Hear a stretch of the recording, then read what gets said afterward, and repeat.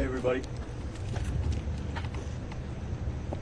A few weeks ago, I addressed all of you, and I said that my client was not driving while intoxicated.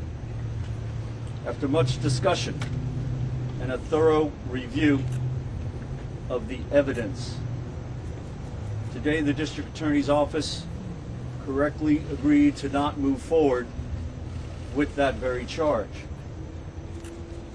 You see, the evidence revealed that my client finished the contents of one drink in 2 hours at the American Hotel. And contrary to what was reported, he wasn't drinking other people's drinks or warned in advance not to drive. He wasn't rude, he wasn't obnoxious, he wasn't belligerent. In fact, he was polite, and he was cooperative, and he was respectful during his entire encounter with law enforcement, as they were to him. His plea today to the reduced and amended non-criminal charge, this traffic violation, is consistent with these facts and full acceptance of responsibility for them. I would like to thank the Suffolk County District Attorney's Office for its swift, diligent, and thoughtful review of that evidence and a fair resolution, like I said, of this very case.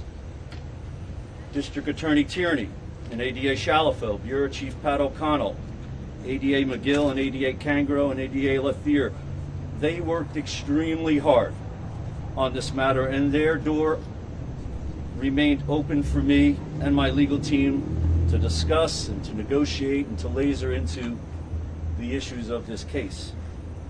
My legal team, my co-counsel David Smith, E.J. Burke, my paralegal Kelly Fahey behind me, my interns Brendan and Charlie, who aren't here, allowed me to walk into those doors of the District Attorney's Office to be fully prepared. And their diligence was immeasurable within these last 90 days. I would also like to thank the court for its mindful acceptance of this resolution, and the clerks at the court, Cindy and Michelle, who I know very well, and all their hard work again over these last 90 days. I'd also like to thank the Sag Harbor Police Department, who I know very well, and they do a wonderful job. They serve and protect this wonderful village of Sag Harbor. You see, guys, this village is truly unique, and the case was also unique for me in the sense of geographics. As you probably know, my office is right on Main Street, right across the street from the court, right next to the American Hotel, and right next to the Sag Harbor Police Department. It's such short distances where this case emanated out of. But coming out of this case, I believe will have a message that will travel long distances and extend far and wide, because it's that message coming from Justin himself as he'll approach here and address you all and tell you what's in his head and in his heart. So I'd like to turn that over to Justin. Good. Good morning, everyone. So I don't know how many of you were in the courtroom and heard what I had to say in the courtroom, but I'll reiterate that and say this to you.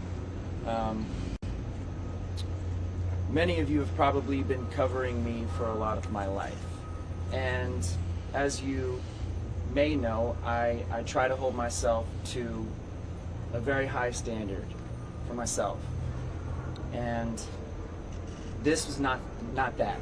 This was not that. I found myself in a position where I could have made a different decision,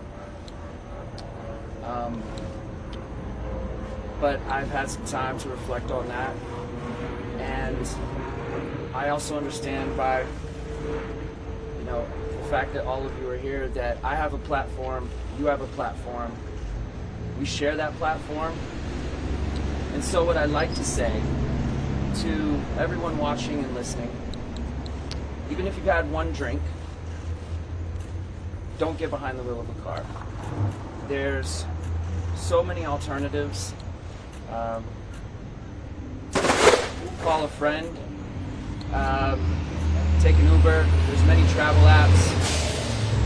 Still, take a taxi. This is a mistake that I made, but I'm hoping that whoever's watching and listening right now can learn from this mistake. I know that I certainly have. And like I said, even one drink, don't get behind the wheel of a car. I also said this in the courtroom before, but I grew up in a small town, so I can appreciate and understand the strain or unique nature that this must have been on the people of Sag Harbor. But I just want to say to everyone who's been involved, from everyone in the courtroom to everyone outside, including the police department, that I'm very grateful, and I thank them. And I guess in closing, I'd like to say we can all be more safe out there, and I'm going to do my part. I hope that everyone else does their part, and thank you very much. What charity will you be working with? What charity will you be working with?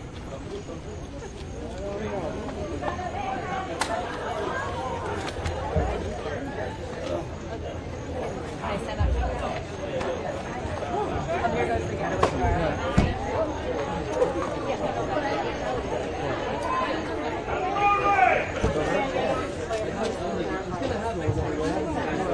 I couldn't hear a damn thing. Did he do it? What? Say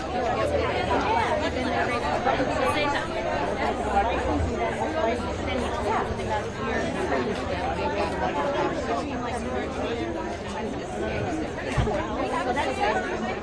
Gonna go here? Jimmy, let's roll in, Elisa.